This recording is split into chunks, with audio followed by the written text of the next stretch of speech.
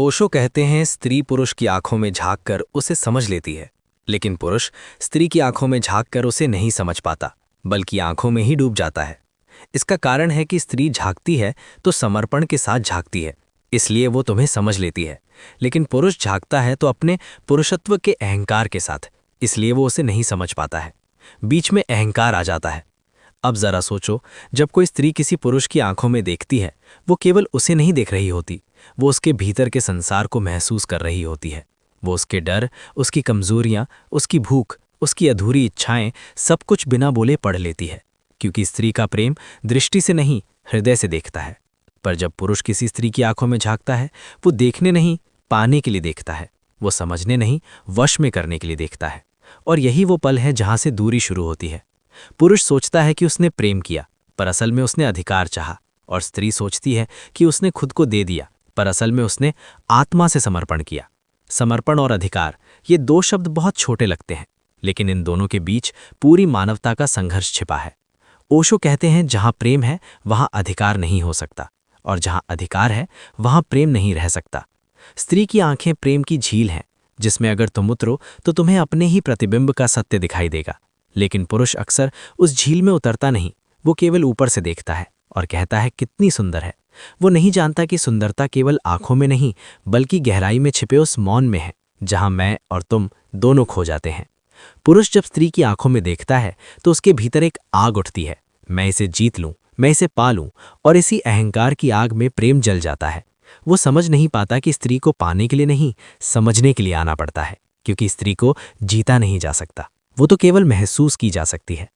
आज की दुनिया में यही सबसे बड़ी विडंबना है। पुरुष और स्त्री एक दूसरे के पास है, लेकिन फिर भी बहुत दूर हैं। साथ रहते हुए भी दोनों अकेले हैं, क्योंकि प्रेम संवाद से नहीं, सुनने से जन्म लेता है, और पुरुष ने सदियों से सीखा ही नहीं सुनना। स्त्री हर रिश्ते में प्रेम को पोषित करती है। वो चाहती है कि पुरुष भी उसकी आंखों से दुनिया देखे, पर पुरुष हमेशा अपने विचारों से देखता है। क्या ये सही है? क्या ये गलत है? क्या ये मेरा है? और इस सोच में वो प्रेम को खो देता है। स्त्री कहती है मुझे समझो, पुरुष कहता है मुझे मानो, और यहीं प्रेम का संतुलन टूट जाता है। एक बार किसी ने ओशो से पूछा, प्रेम में दर्द क्यों होता है? ओशो ने मुस्कुराकर कहा, क्योंकि तुम प्रेम नहीं करते, तुम अपेक्षा करते हो, और जहां अपेक्षा है वहां पीड़ा निश्चित है।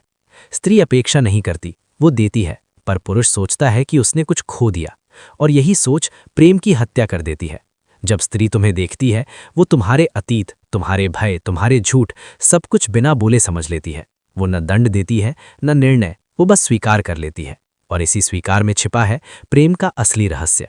लेकिन पुरुष का अहंकार उसे रोक देता है। वो कहता है मैं कमजोर नहीं दिख सकता, वो कहता है मैं समर्पण नहीं कर सकता, और यही अहंकार उसे प्रेम से दूर कर देता है। जो झुक नहीं सकता वो प्रेम नहीं कर सकता, जो समर्पण नहीं कर सकता वो केवल संबंधों का अभिनय करता है। स्त्री की आंखें एक मंदिर है, जहां तुम ईश्वर को पा सकते हो यदि तुम अपने अहंकार के वस्त्र उतार दो।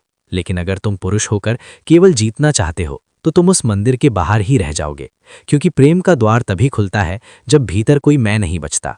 तो याद रखो, स्त्री की आंखों में समर्पण है और पुरुष की आंखों में अहंकार। जब तक पुरुष झुकना नहीं सीखता, वो प्रेम को केवल शब्दों में ही खोजता रहेगा। अगर तुम सच में किसी को समझना चाहते हो तो उसकी आंखों में झांको, बिना अहंकार, बिना डर, बिना मकसद, क्योंकि प्रेम वहीं से जन्म लेता है जहां मैं समाप्त हो